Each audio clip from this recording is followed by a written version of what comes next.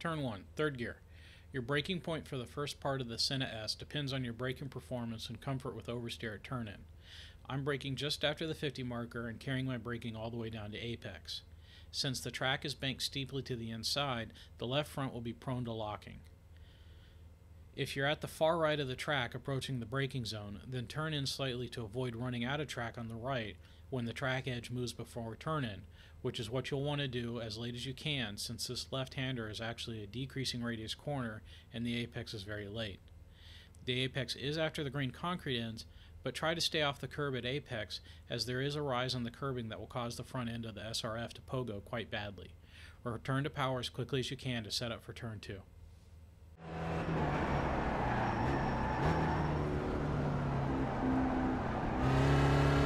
Turn 2. Since I got on the power hard after the apex of turn 1, I've induced a power on understeer state. Now, when I lift throttle and turn in, the oversteer caused by the trailing throttle, the hard steering change, and the camber change in the track will counterbalance the understeer I'd intentionally created and allow the car to be neutral while using all of the curb through the second corner of the Senna S. Turn 3, Curva do Sol. Use as little steering input as possible. Stay off all but the very edge of the curbs, as the alligator tooth part of the curbing will slow you down.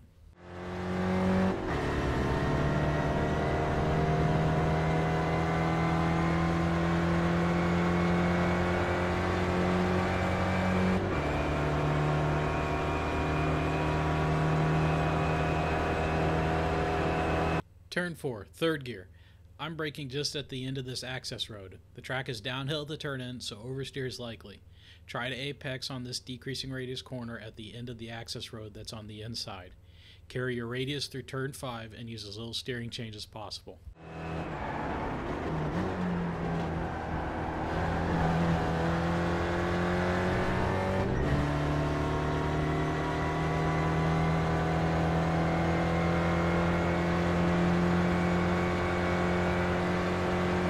Turns 6 and 7.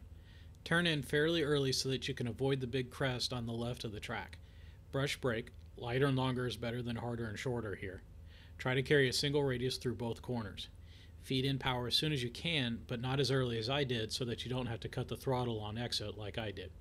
The track falls away at exit, so you will understeer out.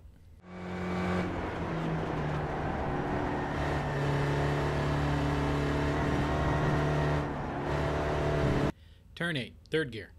The quantity of objects that are around make for a good sight picture, but they all fail for me as reference points. I'm braking at the mild kink in the white stripe.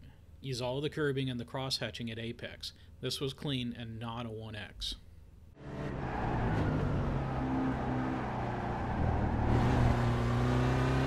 Turn 9, third gear. As the car passes through a somewhat neutral state from the exit of turn 8, brush the brakes, for slowing down as much as turning in. There's a bunch of elevation change and banking change here, and the car will be very loose in the first half and very tight in the second half of the corner. Try to ride through the oversteer at the beginning so you don't have to sacrifice speed coming up out of the corner.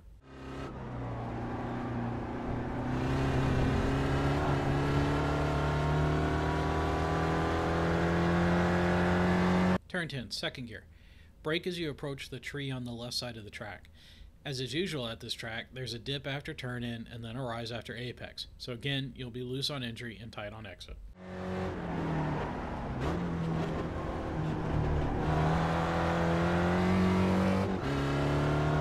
Turn 11, fourth gear. This is an easy corner in the SRF. Use the curbing on the inside.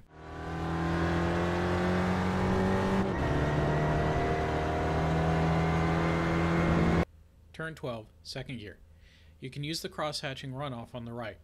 iRacing won't penalize you for it, there's no loss of grip, and it'll open up the radius of the most important corner on the track.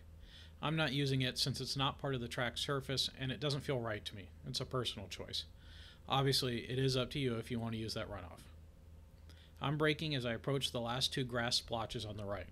Once again, the track falls off and camber change at turn-in will cause oversteer here, and I got a whole bunch this time. Apex where I started counter-steering, after the sharp radius change in the inside curb after the end of the cross-hatching that's at the inner curb.